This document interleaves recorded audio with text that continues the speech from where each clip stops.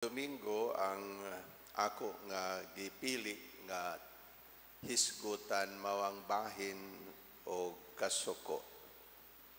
Kay nahibalo ko mo ni usa sa mga problema nato nga mga tao ang kasuko.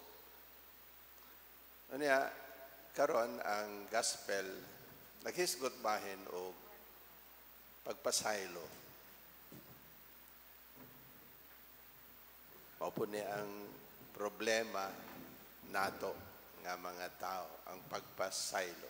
Siguro usa sa pinaka lisod nga buhaton nato nga mga tao ang pagpasaylo. Minumdum ko sa dito po ko sa usa ka parokya. May seminar sa itong gitawag og CCFC, Christian Community Formation Course. Daghang kaayo itong pagkadaghan nga conversions adto nga nahitabo sa ako ang parokya. Kay makapatandog kay more on appeal to the emotion ang style. Kana bang pahilakon kagyud ina na ba pakonsensyahon kagyud nga makahila ka.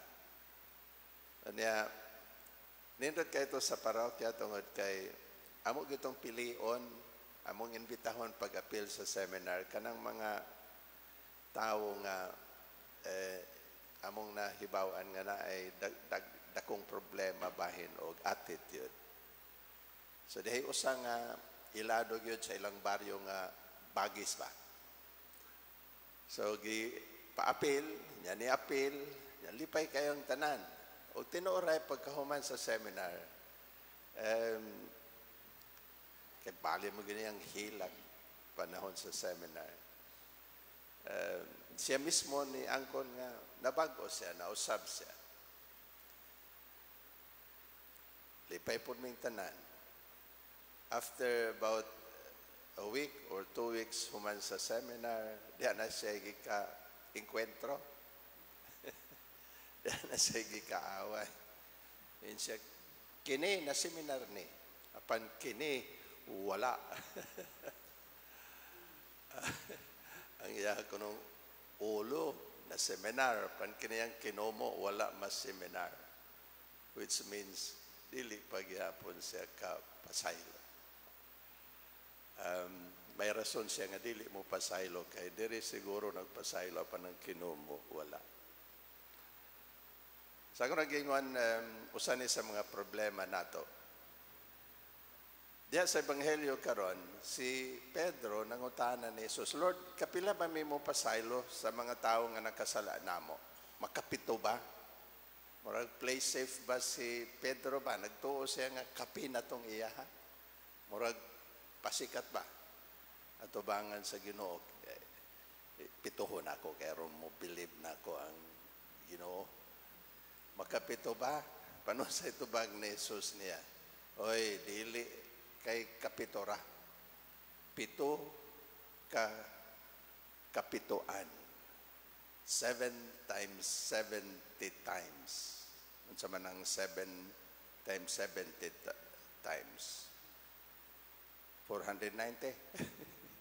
490? Kinsa mangkod po'y maghagog ihap anang imong pasaylo hangtod moabot og 490. Ang buot ra gyud ipasabot sa atong Ginoong Hesus nga walay sukod sa matag higayon nga ana ay tao nga maghimo nimo makasala nimo pasaylo asya sa matag higayon nga siya mangayo og pasaylo all the time.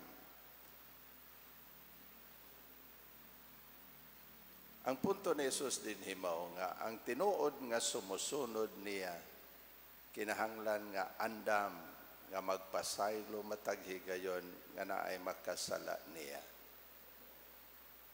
Ang pagpasaylo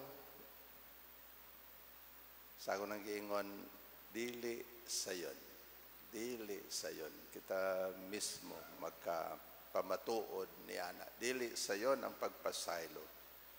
Ug mao kana nga ang pagpasaylo mao gyud ang sukdanan unsa ka tinuod ang ato ang pagka-Kristiyano. Ang ilhanan sa usa ka tinuod nga Kristiyano mao ang pagpasaylo sa matag gayon nga nasad-an ta. So tinuod batang nga Kristiyano. Maulaw usahay ta. Maulaw usahay ta kay kung mao kini ang sukdanan sa Ginoo, mao kini ang paagi, mao kini ang tan-awon sa Ginoo nga sukdanan sa atong pagka-Kristiyano, pila nato ang makapasar.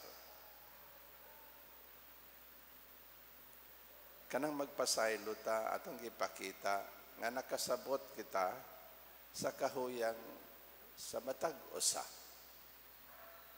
Makasabot kita sa kahuyang sa tagsa-tagsa. Ang pagpasaylo mo'y kanang magpasaylo ta nagpasabot nga ato siyang gihatagan og chance nga maghinulsol og magbag-o sa iyang kinabuhi. Dunay moingon nga kung magpasaylo ta kanunay abusahan kuno ta. Dili na lang ang tao managana pagbuhat og daotan nato kay nahibalo man siya nga pasayloon ra gihapon siya. Mao ba? Apan biya kining atong pagpasaylo mahimo hinuon nga kanabang magsigi tagpasaylo mahimong makadasig sa usa ka makasasala sa pag-usab o pagbag-o. Maingon gani hinuon nato nga ang pagpasaylo mooy yawi aron ang tao mausab o magbag-o sa iyang kinabuhi. Kay kanang makasasala nga nagsigi og kasala unya gisigi ra pod siya og pasaylo, makaamgurag yun na siya sa kawalay pulos sa iyahang gibuhat. Ano bang, sige, nagkasala ka na ako, pasayloon ka na ako. Buhat na po kasala, pasayloon na po ka na ako. Matagi gayon, nga ipasaylo ka na ako.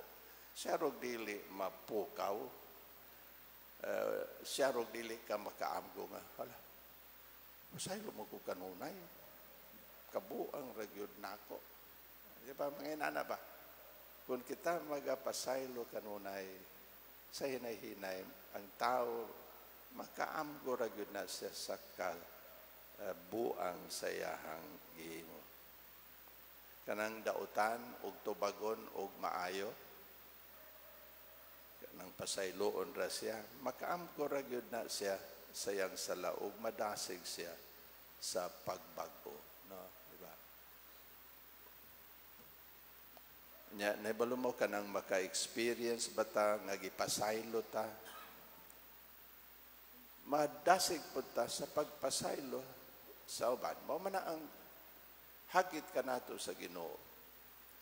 Gipasaylo ta niya kanunay sa tanan natong mga sala. Matagi gayon nga makasala ta. Gipasaylo man ta sa Ginoo aron pagtudlo kanato nga sa mga siya nagpasaylo kanato. Walay sukod nga pasaylo, kita pod unta magpasaylo sa uban sa way sukod. Maigsuon ang Dios maayo, puno sa gugma, o kanunay nga nagpasaylo, naghagit kanato nga unta mahimo ta nga iyang mga instrumento sa iyang gugma, kaayo o kaluoy. Amen.